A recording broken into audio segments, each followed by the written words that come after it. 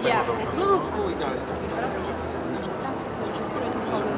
które potem budować, ale czy ja mam go pilnować?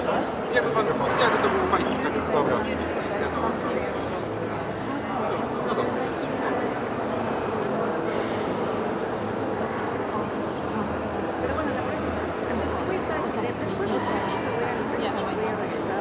Yeah, because I was it took a while from the train station to be here, so it was that and just really reached in time. Yeah, I mean, I guess. Oh yeah, the way there was good, but the way out just traffic.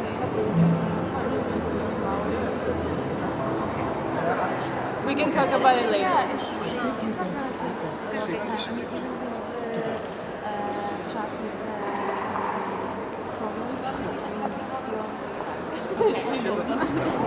talk to you. Okay, teraz. Nie bawili, to może ja wsiądę. Możesz. Ale ja ci mam nie dawać, ty masz swój, ja mam mieć swój. Tak mi powiedziano. Mamy mikrofony 4, więc...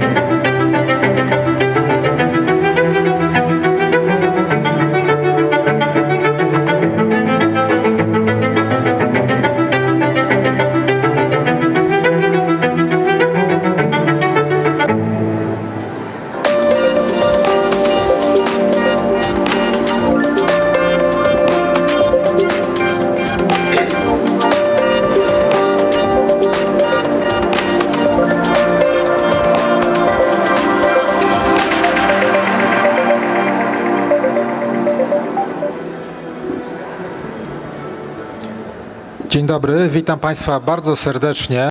Good afternoon, ladies and gentlemen. I would like to welcome you to a session devoted to China and Chinese expansionism. We will talk in both Polish and English, so if you need translation, please do get a headset. My name is Tomasz Kamiński. I work at politological and sociological studies of the university, and with me are Alicja Bachulska on my left. She is an analyst at European Council for Foreign Affairs, the author of a recent excellent book called The Idea of China, which is based on discussions, interviews with 100 Chinese intellectuals. The book gives a very good insight into what the Chinese think about and how they are thinking it. Yes, applause is very much due. Further, Daria Impiombato, an analyst from MERIX. MERIX is probably the best European institution researching China. It is located in Berlin. Previously, Daria worked in Australia as an analyst at Australian Strategy Policy Institute. Dr. Silvia Mercado Aleman, coordinator of the Latino South American liberal network at Friedrich Neumann Stiftung in Mexico. And our final guest, Tomasz Grzeszczuk, journalist. You probably know him very well, or at least some of you do. If not his face, then his voice from his podcast, Traveling Without a Passport. But he is also known for his articles in Rzeczpospolita Daily on geopolitics. We will discuss Chinese presence in various parts of the world, but of course we will start with Poland, with Central and Eastern Europe. My question to Alicja: how does China look at our region? How do they perceive it? How present are they in our region? Do we see all their presence? Thank you very much for inviting me here. I might disappoint many of you when I say that, contrary to what we imagine and contrary to some narratives that were promoted in Polish media over the past 10 or 15 years, Poland and Central and Eastern Europe are not China's gateway to Europe. From the perspective of Beijing, our region is a region of Global South. If we look at the trajectory of development of relationship between various countries in our region, be it bilateral, be it in various formats, such as the famous or infamous 16+1, which is mostly a zombie format by today, all those were initiated by Beijing very, very late, some 10, 15 years ago, effectively. So if we look at the entire trajectory of relationship development between Western Europe and China, the history is much longer, and it translates into measurable economic benefits, China's investment presence, but our region and entire Europe is considered peripheral by China. Many people imagine that Europe is a very important market for China, a strategic player that may influence Beijing, that may have a collective impact on China-Russia relationship in context of war in Ukraine. We have this imaginary leverage that makes us a key player in the eyes of Beijing. Of course, in rhetorical and diplomatic dimension, is a very good reflection of what Beijing wants us to think about ourselves, but it does not reflect reality. We have plenty of evidence if we look at the party narrative, at what Chinese think tanks write, what Chinese scientists say. China sees itself as a strategic rivalry partner of the United States. And after 10 years of Xi Jinping government, it is a rivalry that China is perceiving in existential terms. This underpins the thinking of Communist Party of China. If we look at China's relationship to Europe over the past 4 years of war in Ukraine, we have a lot of proof that China does not see the agency of Europe. And they have good reason for that, because for the past 30, 40 years of Chinese-European relationship are the decades of us being played bilaterally. China offered certain economic concessions, and ultimately it made it impossible for Europe to develop a cohesive policy vis-à-vis China. Well, yes, but the Chinese are looking for a foothold in Europe, in Serbia, Hungary, so they do not really look at Europe as a whole. Well, no, they definitely take a regional point of view. So stereotypically, old Europe and new Europe, Central and Eastern Europe being that. And when I say we're not important, it doesn't mean that China doesn't have major influence here. They do have major influence here. Economic, on one hand, rooted in decades of cooperation and bilateral concessions between Germany and China or France and China, but also from a very political perspective, because as China develops relationship with European Union or Central and Eastern Europe, and it is a very interesting thing, the format of 16+1 that I mentioned, is something that from the perspective of Beijing clustered our entire region. But this region, it may be interesting for Poles, is perceived by China as Baltic states, Visegrad Group states, Western Balkans and Greece. For the Chinese, for some reason, Greece is Central and Eastern Europe. This pragmatic approach allowed China to cluster the less developed part of Europe and foster mutual relations.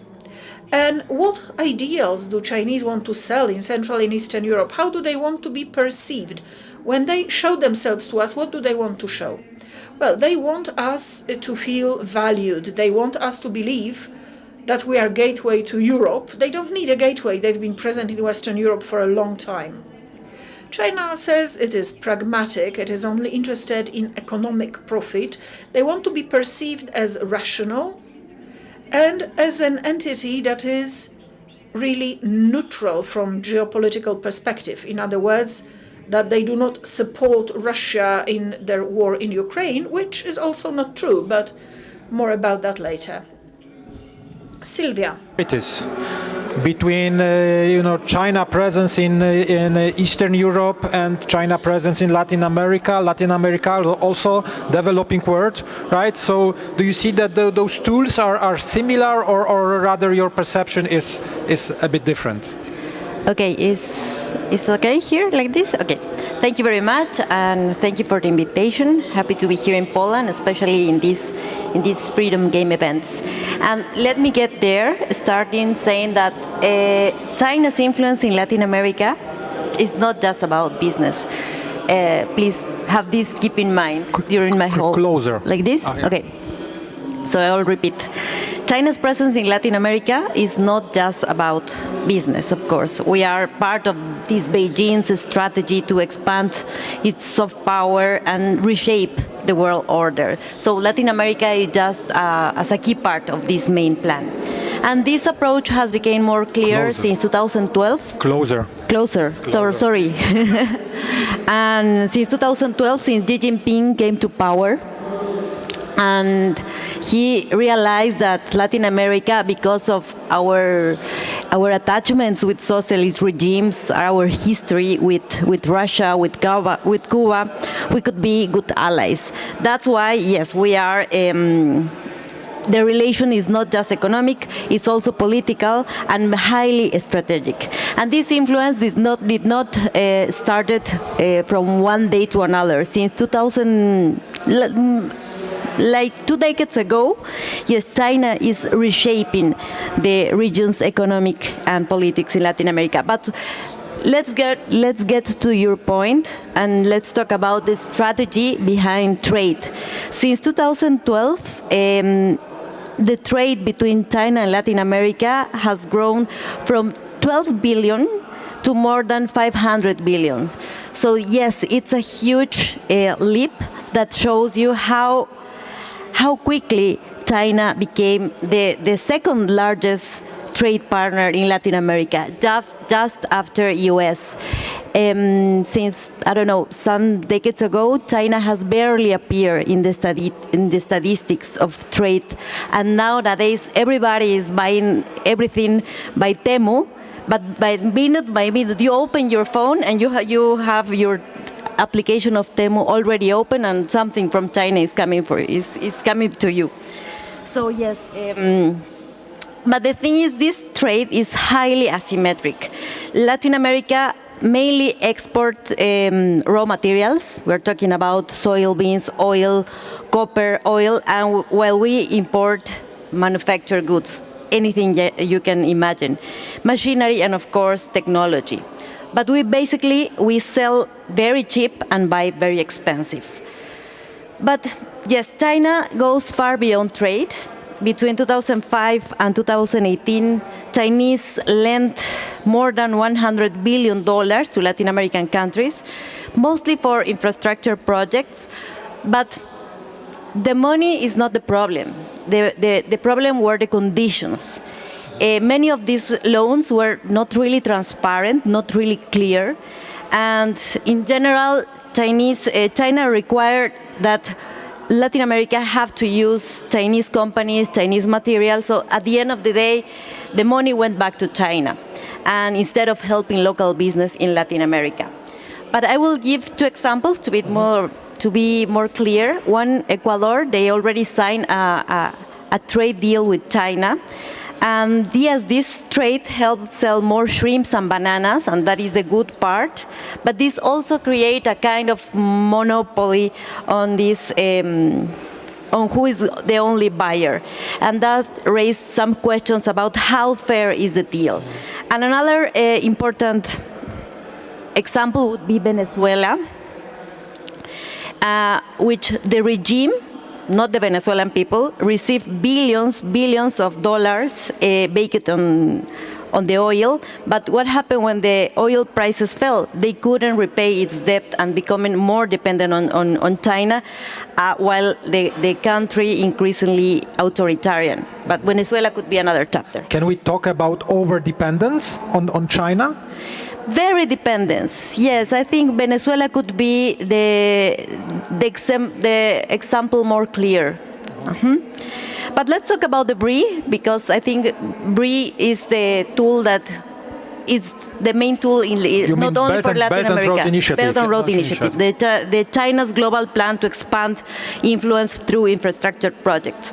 This Belt and Road Initiative may look like the inclusive globalization, but it's the real most effective tool of the Chinese Communist Party to spread the narrative. In Latin America so far, 22 countries already signed this initiative, so China has already financed ports, highways, energy plants, 5G networks. So at first looks like normal investment to promote development, which Latin America needs development. But if you look closer, it's everything about control, because China maintains the control of the data, of logistics, and infrastructure. So at the end, this becomes political leverage.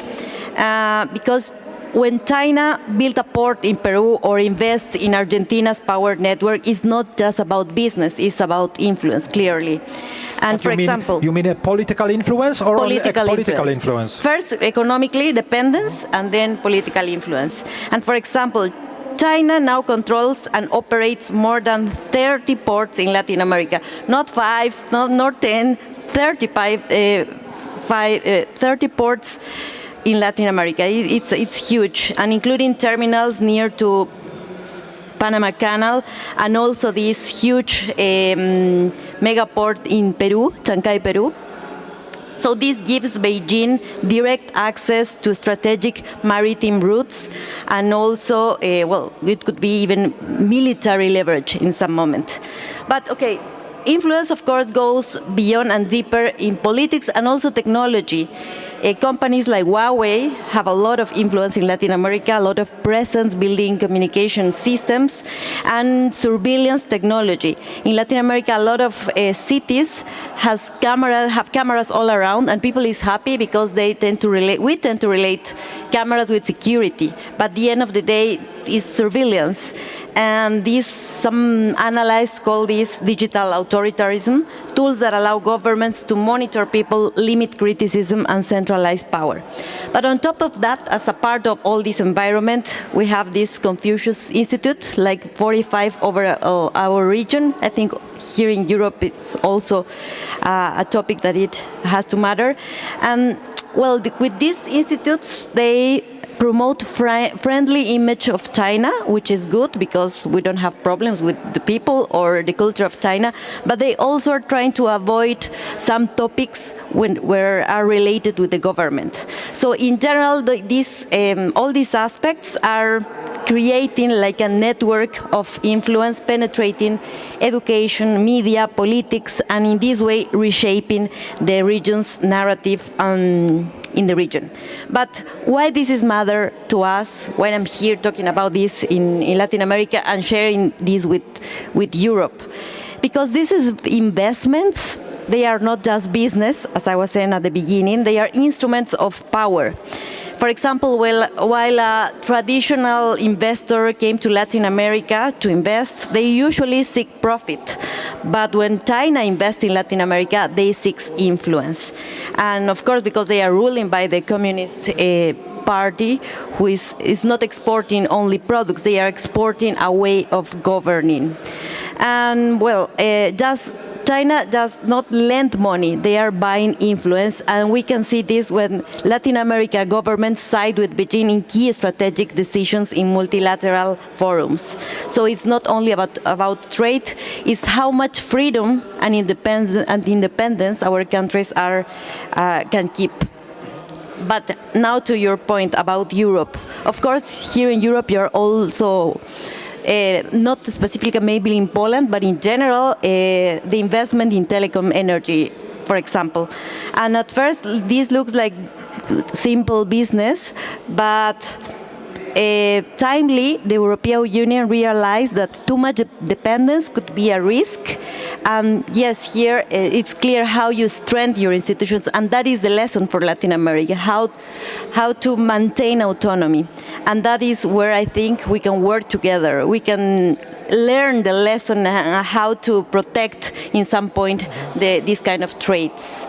And yes, as a final reflection, I would say that we have to work together because for Latin America, Europe is a reference of transparency, cooperation, strong institutions. Mm-hmm. You show to the world that engagement is necessary, but in general, vigilance is essential. Mm-hmm. Thank you very much.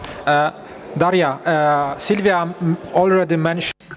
Dario, Sylwia już mówiła o tej ekspansji cyfrowej, o Huawei'u, o sprzedawaniu kamer do Ameryki Południowej. Czy według Ciebie jest to ważny wektor ekspansjonizmu chińskiego, te technologie, sprzedawanie technologii, ale również sprzedawanie pewnych wartości, które wiążą się z tymi technologiami? Tak, dziękuję za to pytanie. Na początek może opowiem o takiej podstawowej koncepcji.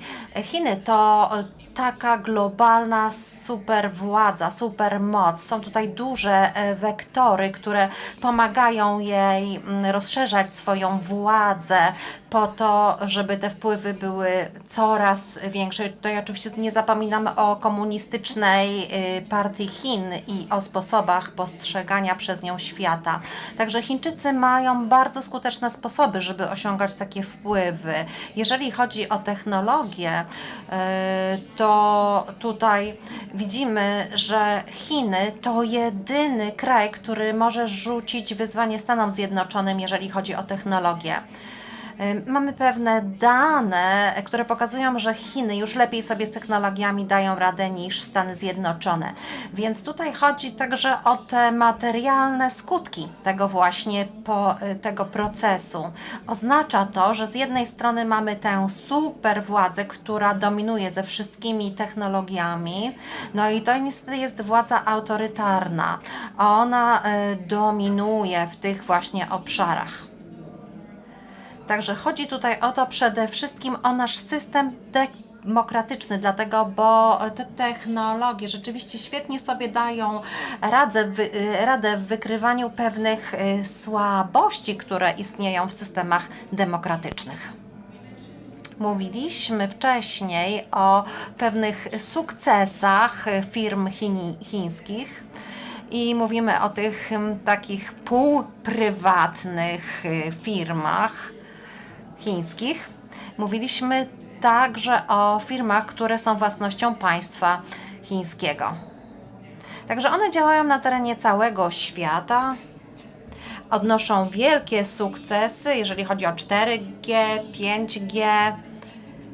I widzimy, że tutaj dochodzi do pewnego pushbacku, chodzi tutaj o takie projekty infrastruktury krytycznej. One łatwiej pokażą Państwu, dlaczego te sektory powinny być lepiej chronione. Chiny tak naprawdę nie potrafią się zatrzymać. Na przykład TikTok czy sztuczna inteligencja, tego typu programy osiągają niesłychanie wysoki stopień penetracji w różnych sferach naszego życia. Więc społeczeństwo po prostu nie jest w stanie uniknąć takich zagrożeń. Zawsze chcemy skorzystać z tych rzeczy, które są najłatwiejsze, najbardziej wygodne. Czy powinniśmy zatem obawiać się TikToka? No cóż, już od wielu lat rozmawiamy o TikToku. To jest...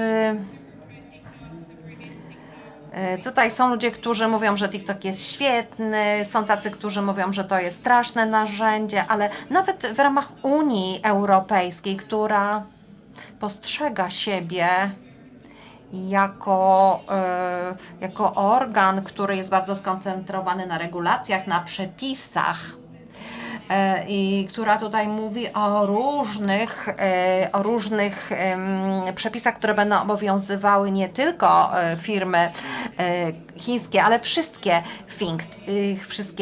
firmy. Więc kiedy mówimy o DeepSeek, o Huawei, o TikToku, musimy tutaj przeznaczyć bardzo dużo zasobów, żeby reagować na te zagrożenia z punktu widzenia polityki. I za każdym razem, kiedy zostanie stworzona nowa firma, ona będzie opracowywała zupełnie nową technologię, która być może zakorzeni się w naszym społeczeństwie i stanie się taką funkcją mainstreamową. Kiedy mówimy o technologii, wiemy, że to tempo jej rozwoju coraz bardziej się wzmaga. Jeżeli znowu wrócimy do TikToka, czy rzeczywiście powinniśmy martwić się o media społecznościowe? Już zapewne od dekad, od dziesięcioleci o tym mówimy, o tych problemach, które wiążą się ze stosowaniem takich właśnie nowoczesnych technologii. Słyszałam o takim badaniu, które dotyczyło technologii perswazyjnych. One mają właśnie wbudowane taką funkcję. Co jest celem takich właśnie technologii? Mają one stać się taką integralną częścią naszych funkcji jako człowieka, także będziemy zależeć od tych technologii i nawet nie będziemy sobie z tego zdawać sprawy. Także tutaj przez takie właśnie zabiegi będzie to miało wpływ na nasze zachowania. I wiemy, jakie problematyczne są technologie. Czy może Pani pokrótce je wymienić? No prawie wszystkie te technologie, o których tutaj mówimy, stanowią takie właśnie technologie. W moim badaniu, w mojej publikacji mówiłam właśnie o tych technologiach, które przez następne kilka dziesięcioleci będą się rozwijały. No oczywiście sztuczna inteligencja, no to jest nieograniczenie. Jest bardzo wiele firm amerykańskich, które się tym zajmują. Także już zaczynają się te projekty i to dokładnie samo dzieje się w przypadku mediów społecznościowych. Nie możemy musimy je kontrolować. Musimy uważać, żeby te społeczne eksperymenty na ludziach nie spowodowały zagrożeń. Także wiemy, że tutaj są różne takie wbudowane cechy, które są przeciwne wartościom demokratycznym. Więc z jednej strony udostępniają one korzyści, ale z drugiej również straty i niebezpieczeństwa. I takie właśnie jest podejście w Chinach, jeżeli chodzi o firmy technologiczne. Tak, mają być one bardzo powszechne, bardzo popularne, mają zbierać jak najwięcej danych, muszą badać opinię publiczną. Także to jest dosyć popularne podejście w Chinach i to w tej chwili jest możliwe do wykonania wszędzie, na całym świecie. Więc tutaj nie tylko chodzi o TikToka, dlatego, bo oczywiście ta apka jest bardzo popularna. Wiemy, że jest taki przepis, taka ustawa o ochronie Chin i wiemy, że tutaj jest dostęp do wielu baz danych, które właśnie dotyczą bezpieczeństwa krajowego. Tak, rzeczywiście powinniśmy się obawiać tych systemów. Musimy bardzo być ostrożni, kiedy sprzedajemy nasze systemy Chińczykom, żebyśmy jednak nie sprzedali zbyt wielu związanych z tym danych. W Chinach są takie chińskie społeczne wartości, które są właśnie zakorzenione w tych systemach. Także to jest obowiązujące dla każdej chińskiej firmy, żeby te cele państwa dotyczące rozwoju Chin były uwzględnione w tych nowo tworzonych systemach. Więc tutaj oczywiście Stany Zjednoczone, czasami Europa czy inny region świata po prostu działają w taki sposób, żeby generować zyski. To o nie właśnie chodzi. Tutaj niekoniecznie chodzi o wartości i zasady demokracji. Przeprowadzono tyle różnych testów, które były zrobione właśnie dla wszystkich chatboxów i aplikacji chińskich. I wiemy, że te funkcje są po prostu wbudowane. Łatwiej nam będzie monitorować, cenzurować TikTok. Tutaj mamy bardzo duże doświadczenie. Wiemy, że te systemy są niebezpieczne, ale pozwalamy na ich działanie w naszych krajach. No ciężej to jeszcze będzie kontrolować, jeżeli chodzi o sztuczną inteligencję i musimy dlatego Pana Mateusza troszkę zapytać o naszą perspektywę. A question to Mateusz to ask him about our perception of China. You are privileged because you've been conducting talks with different people, different experts who deal with China to greater or lesser extent. What have you noticed? I will be a little bit provocative by saying that in my opinion, perception of China is the same as perception of as in a Polish movie. What's going on in the politics? Well, the Chinese are doing well. I've had lots of discussions, hundreds of discussions, and in each one of them there was an element of China. It doesn't matter whether you are in Solomon Islands or in Central Asia. All the time, China is somewhere in the background. So today, when we are talking about China, we always are emotional. I also reviewed British media and I saw a quotation. China was a country that within 2 generations followed the process to the level for which we needed hundreds of years. In 1980, an average Chinese person was poorer than a citizen of Botswana. So nowadays, well, we still say that this is the second global economy, best technologies. It's also a country that is a part of globalization, designed globalization, and now even a president is talking about de-globalization. So Western media, including Polish media, are writing about China with both delight and fear. So it's on halfway we admire China for their efficiency, but we have no trust towards their intention. So we are somewhere in between fascination, success, and belief that China is built on something that we would not like to copy. So these are common narratives. Looking at the Polish perspective, China was treated as a distant, exotic country which was developing, but it was not a point of reference to Poland. Relations from Beijing, communications from Beijing was very seldom. So maybe then there was a diplomatic visit, an Olympic game, and the human rights. Then there was the pandemic and involvement of China. So to me, this is a very important topic. Since 2020, it has all changed. We were not talking about China as the global factory which makes components for our smartphones. We started thinking of China as a strategic challenge. So in the Polish discussion, there are 3 predominant emotions. Firstly, it's suspicion. Second is the lack of trust and the feeling of threat.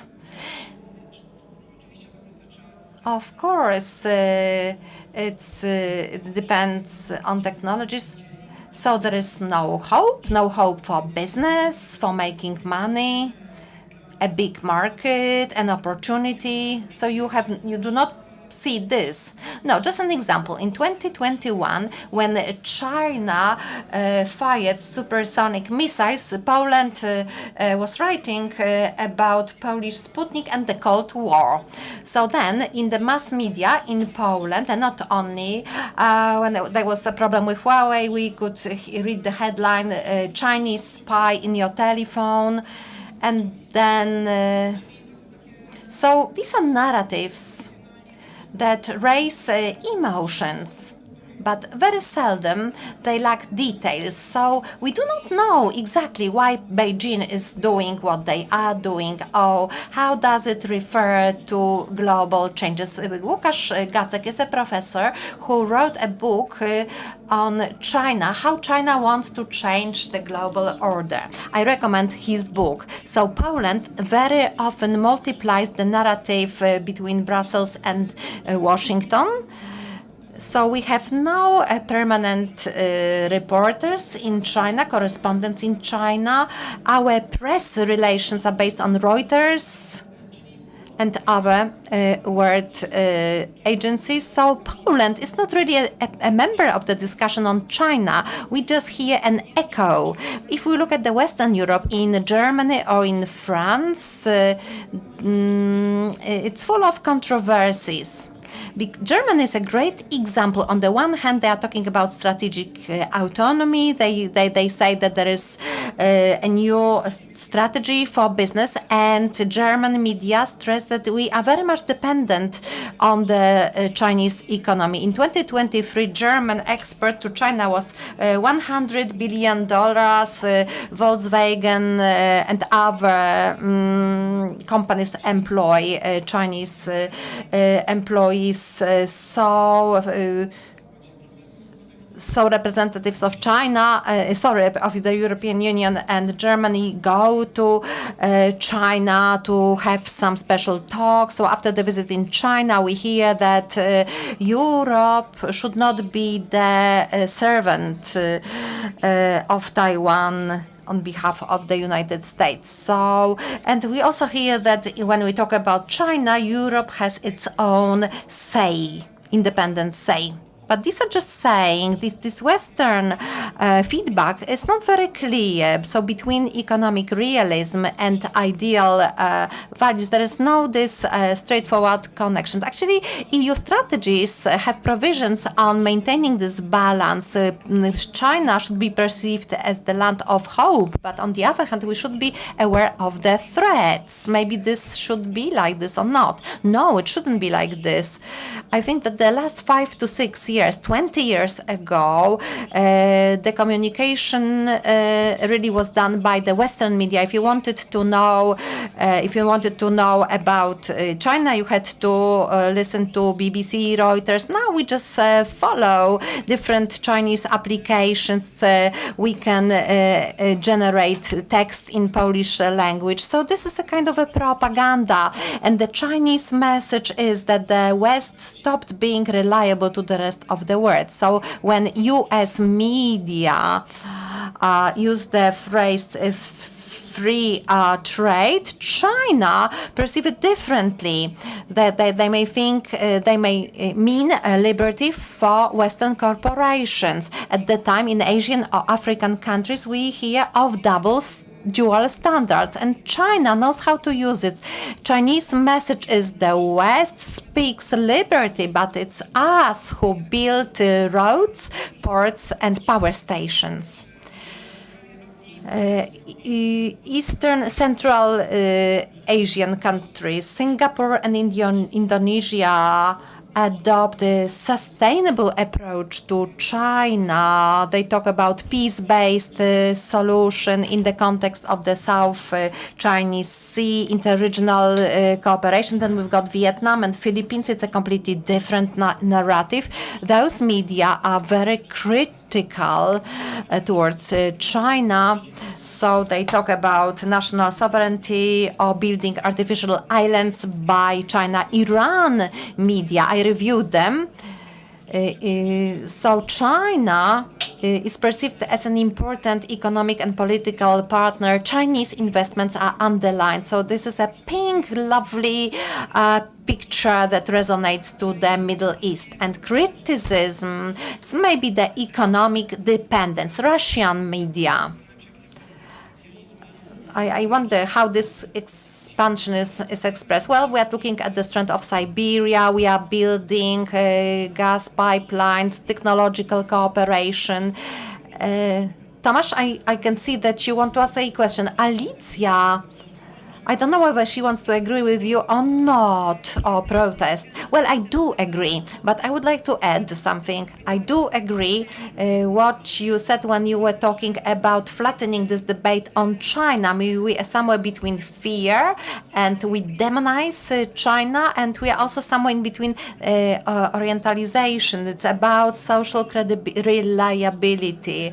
It's creating this Orwell narrative, and on the other hand, and maybe it results from my professional interest, I search through internet to look for niche narratives on China. So within the past 2-3 years, I have observed an increase. It is inspired by Beijing. So it's about tactics to start cooperation with influencers, YouTube activists, media people who are not experts in China, but they deal with the topics related with China, such as modern technologies. So within the past 2 years, especially in the last year, I saw a lot of contents produced by profiles that deal with future technologies and innovations. So the narrative is very simple. China has won. Europe cannot do anything about it. We have to come to terms with it. The United States are just about to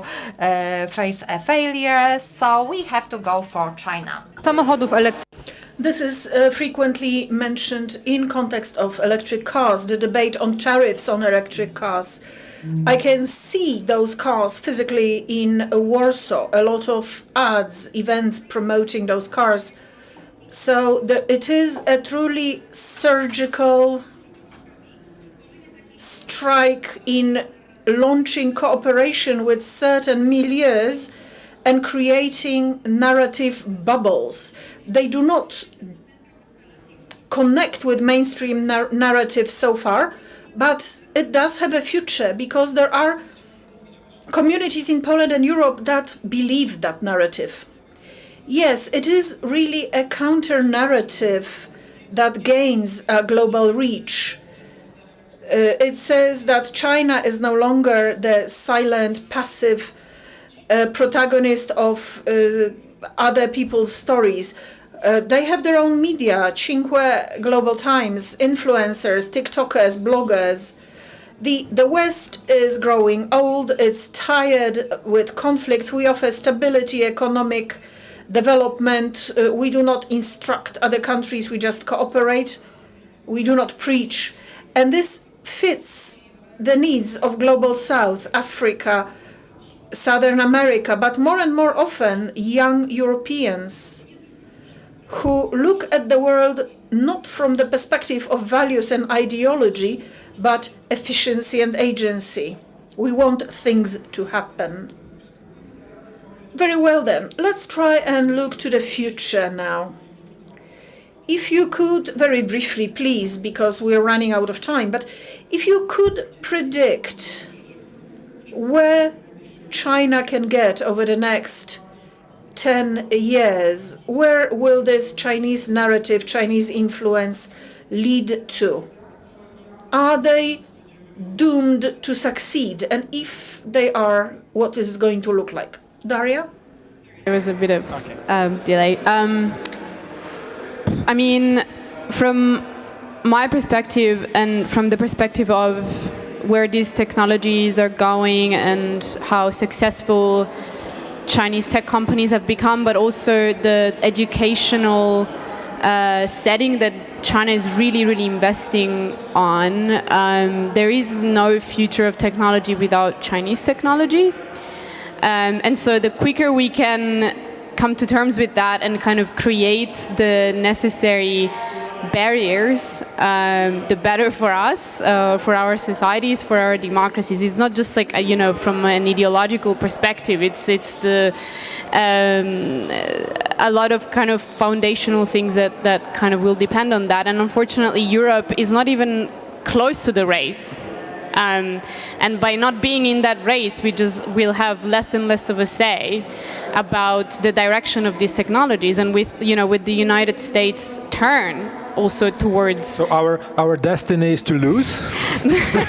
That's a bit grim. I mean, I think we can still change things and also keep an eye on the United States. And I think that autocratic drive that the United States is taking should also worry us from a technological perspective, and kind of us having to depend on American technologies as well.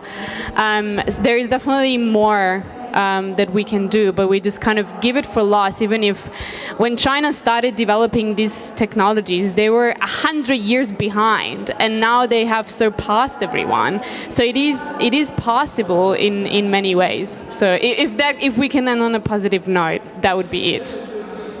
Silvia. Okay. First, a quick comment on TikTok. I think Latin America is being like a lab on this technology, because nowadays all political parties depend on TikTok.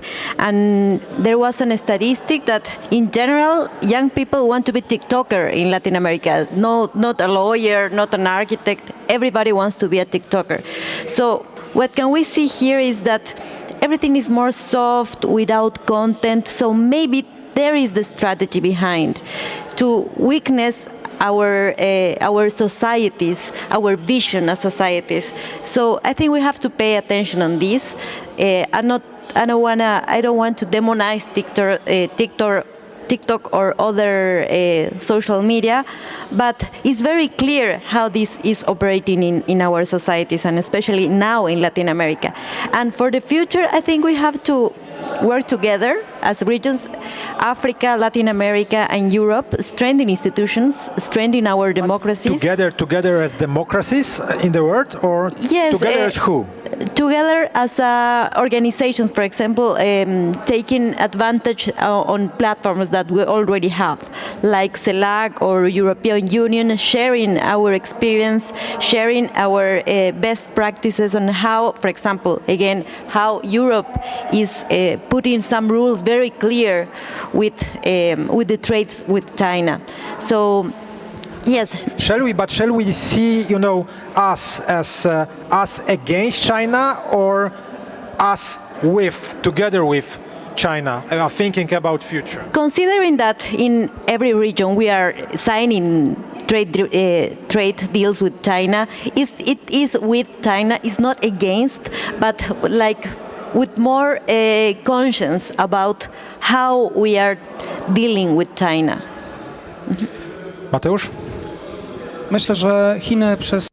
I believe that for the next 10 years, China will want to live in this grifter syndrome. I mean, explain to the whole world that no, they are not as yet a country, that they are still developing, we still need time. But on the other hand, it is a country that wants to redesign the global governance system. China very often says that they do not want to replace United States. They don't want to be the #1 power. They just want to invite others to the table, those who deserved it so far, and Washington was just bullying everybody, and many countries were not invited to the global governance system. I mean, Brazil, I do not see it as a monopoly in 10 years, but more voice to countries such as Brazil, Saudi Arabia, Turkey.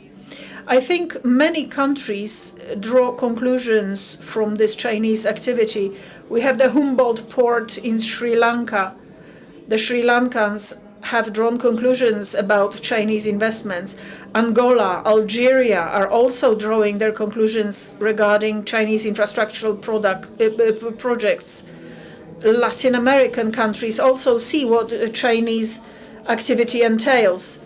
So we are learning. We will learn for 10 years maybe. But the optimism, I think, the crazy optimism is gone.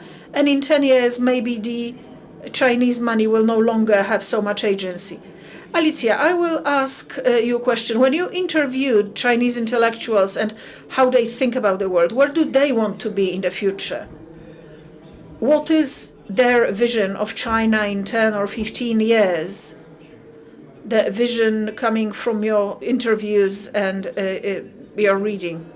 Well, I would have to draw a line here between the vision that many of those intellectuals have to proliferate given where they live and work. They have to reflect the official vision of the state and the government. I'm not saying they all agree with it, but certainly one common point is the desire to maintain internal stability and safety for China. And this also reflects the official government line. It is, however, I believe, strongly internalized. The Chinese experience of 19th and 20th century, the so-called 100 years of humiliation, left a mark on how China and its citizens operate. They believe that the world is against them, and they need to legitimize their own worldview. So this expansionism will not necessarily look the way we imagine it, like an alternative international order with very formalized institutions and specific rules and principles.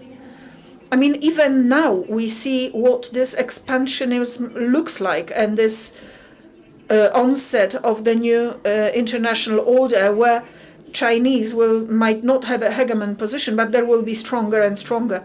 Maybe it will not be a single order, maybe it would be a number of coexisting world orders. Certainly it's a possibility, but I would like to go back to Poland and Europe and the conclusions for us.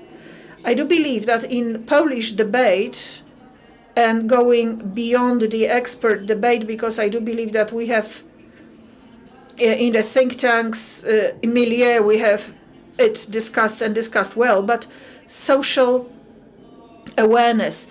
China has changed the thinking paradigm about what their country is like.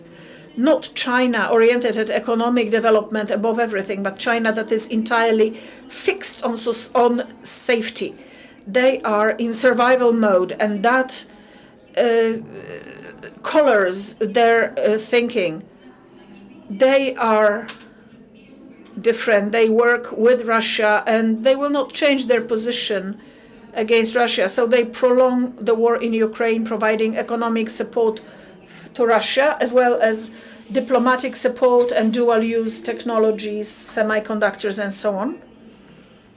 And in contact with Europe, China is trying to push Europe into a position of political impotence. Really, to Chinese, Europe is a periphery, the margin. The world global policy is happening elsewhere. So China wants to, of course, they treat us as an ally of the United States, but not as an independent entity with independent agency. Ladies and gentlemen, we have 9 more minutes.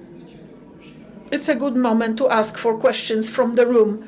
If you have questions, here is a microphone. I see the gentleman in the 3rd row. You raised your hand first.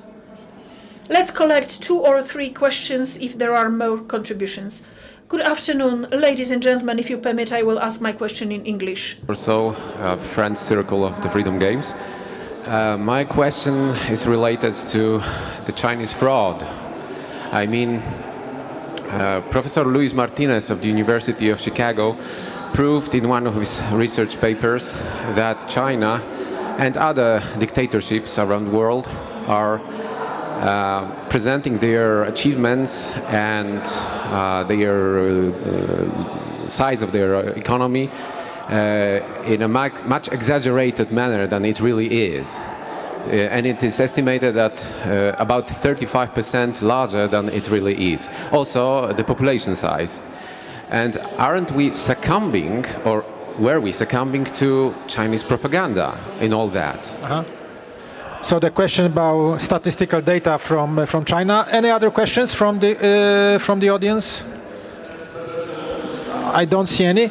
Who wants to tackle this question about Chinese statistical data? Maybe analytics. So. Maybe I can start, and then if anyone else wants to jump in. As a China watcher, I deal with that problem every single day, and there is a concerted effort from the Chinese party state to hide a lot of data. And we do know that a lot of the data is not reliable. However, it really depends. Like, you can still make assessments. We know from other sources that yes, the state of the economy or the economic development is not as quick as they depict it to be. But there are also many other aspects of the economy that are going well, and where the state is really pouring a lot of resources. Technology, obviously, being one of them. It's hard to counteract those narratives when we no longer have that many people on the ground. When China, together with this sort of charm offensive, they also repress information. And you know, I studied transnational repression and sort of political influence as well, not just technology. And so that, you know, that's why you have these huge information vacuums, and that's why it's so hard to actually push back on a lot of the propaganda narratives, because you not always have enough facts to counteract them. But that's why I think our governments should push more to have more journalists in China, push back when activists and journalists in our own countries are silenced and threatened, etc., because that's where the information comes from.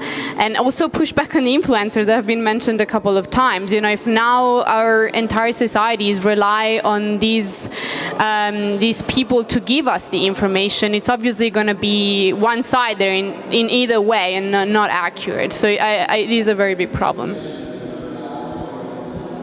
Okay, so if there is no more question from audience, there is one. So a short question, and then the last round, a minute for each of you to... Please. Dzień dobry, Pawlik, Mateusz. Ja mam takie pytanie.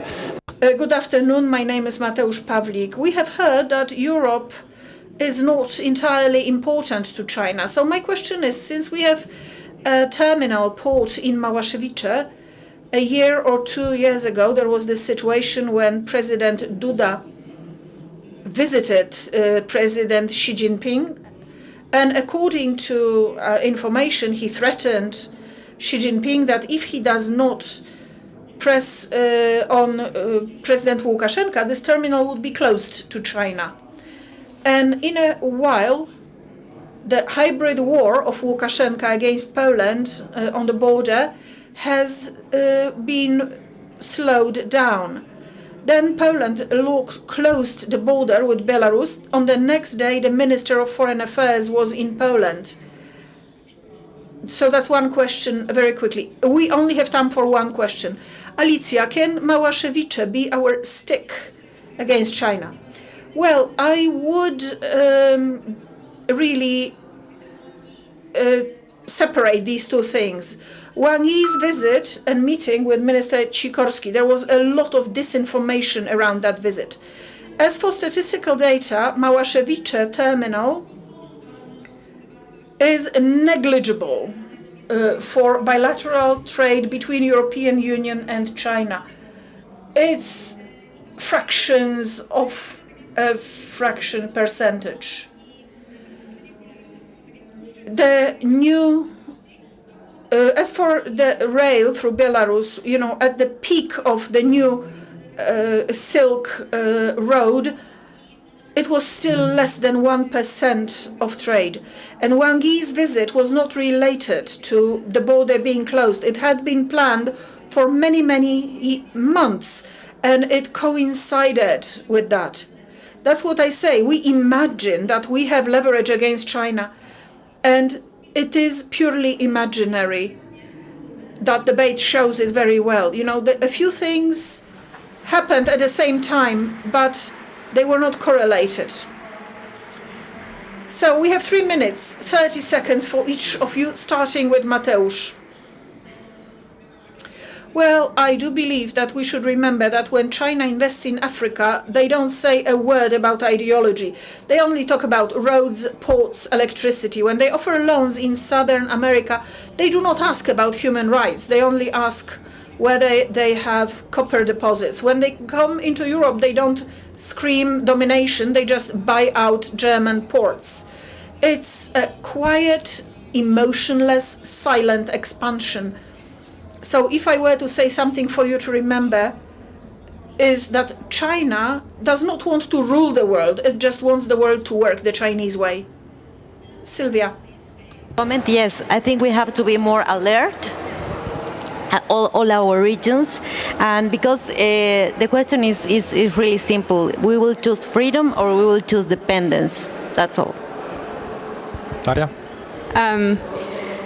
Well, just one thing to take away.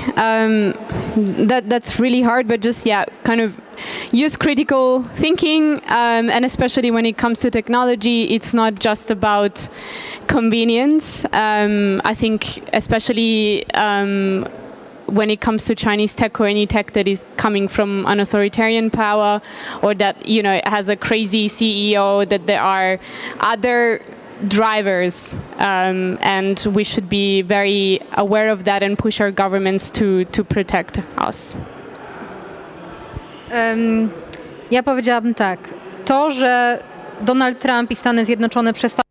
Well, the fact that Donald Trump and the United States are no longer our ally in the understanding of the past several years doesn't mean that China becomes a viable alternative. And in our media and our debate, this is sometimes being presented that way.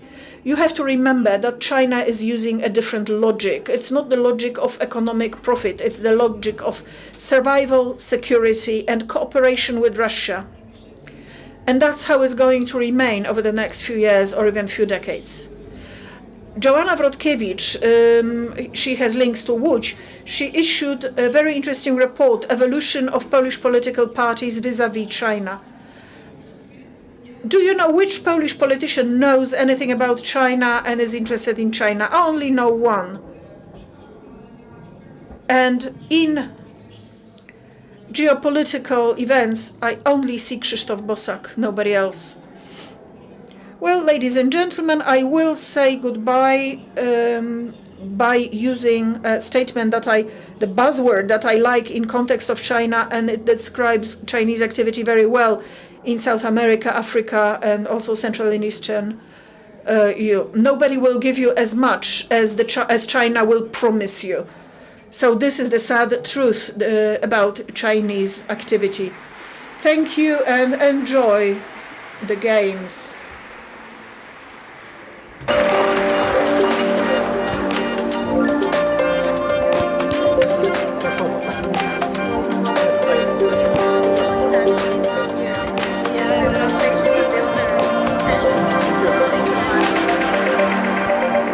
Thank you very much.